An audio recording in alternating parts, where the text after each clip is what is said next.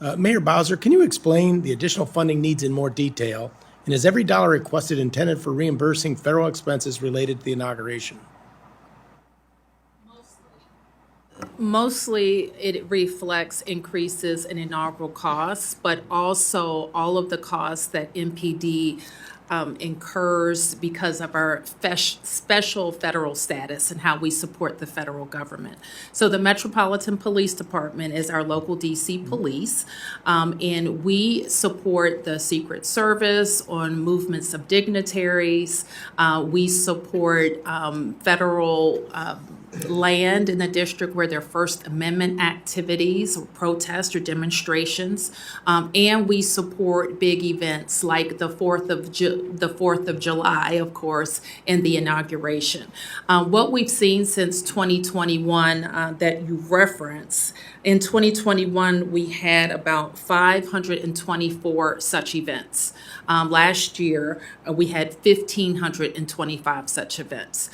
So we are detailing our police officers and accounting for additional time, largely, that our MPD is supporting those events. We also think that inaugural costs are increasing. You have mentioned the threat environment that is different in this inauguration, even in previous inaugurations where there's always a high level of security. As you know, these are designated national special security events under the leadership of the United States Secret Service.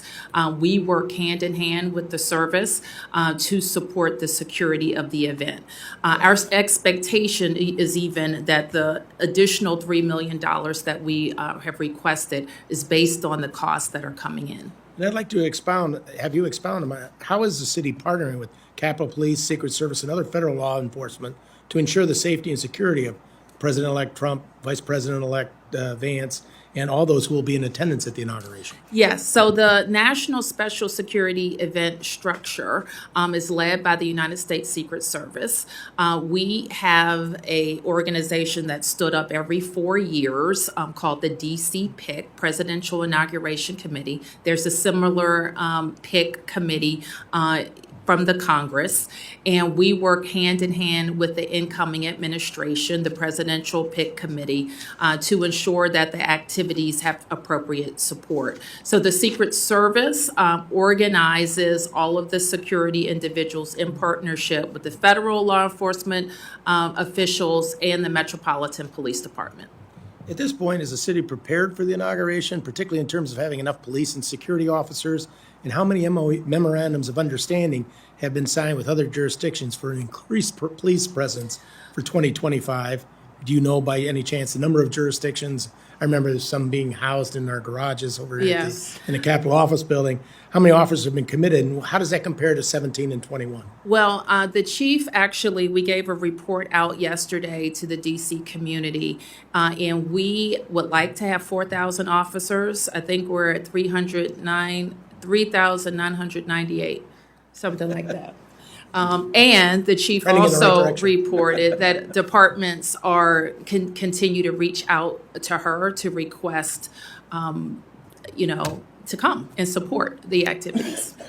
So we think in terms of the number of law enforcement officials that we'll have the number that we expect. Do you believe there'll be enough law enforcement to keep the residents, dignitaries, and visitors safe? We are certainly going to work through the process, work hand in hand with Secret Service to make sure that any unusual threats, we don't have that type of intelligence at this stage, and we will work to make sure that we have local law enforcement to support the Secret Service's security plan.